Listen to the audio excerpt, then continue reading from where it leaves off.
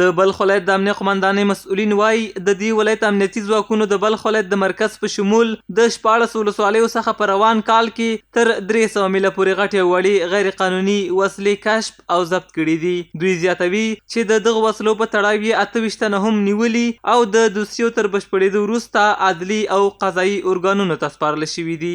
با اثر سعی و تلاش منصوبین مدیریت مبارزه علیه تروریسم قماندانی امنیه ولایت بلخ طی سال جاری خورشیدی جمعاً به تعداد حدود 300 مل سلاح‌های مختلف و نوع سبک و سنگین از سطح ولایت بلخ هم از ولسوالی‌های شمزگانه و هم از حوزات شهر مزار شریف کشف و ضبط نموده است. د دې قمندانۍ ویان نصیر احمد ارمل په یوه خبري ناسته کې رسنیو ته وویل چې د امنیتي ځواکونو د شپه ورځ هڅو له امله په دې ولایت کې توانېدلي چې د تیرو کلونو په پرتله د جرمونو ګراف راښکته کړي. برخورد قاطعانه نیروهای امارت اسلامی افغانستان و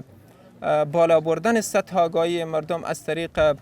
برنامه‌های مختلف روی این اساسات سطح جرایم در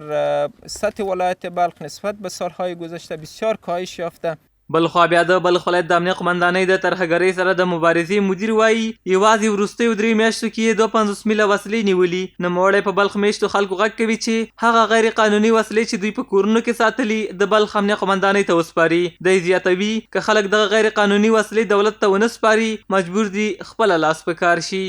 پیغام دی چې کومې اسلحې لرئ په کورو کې غیر قانوني غیر اصولي چې تاسو په کورو کې ایښي دي نو هغه تاسو باید راوړئ مدیریت ضد توریزم ته تسلیم کوي تاسو ته اصولي تسلیم خاطر درکوي. غیر دغه نه د موږ کشفي ارګانونه دوه آماده دي او دا چمتو دي بیدار دي چې الحمدلله چې هغه کشف کړي او ضبط کړي او کس بیا عدلي او قضایي ارګانو ته وسپاري. د یادونې وړ ده چې د بلخ ولایت پولیسو د روان کال په ترڅ کې د مخدره توکو سره د مبارزې ترڅنګ د بیلابیلو جرمونو په تور په تیرو 6 میاشتو کې 200 کسان نیولي او عدلي او قضایي ارګانونو ته یې سپارلي دي.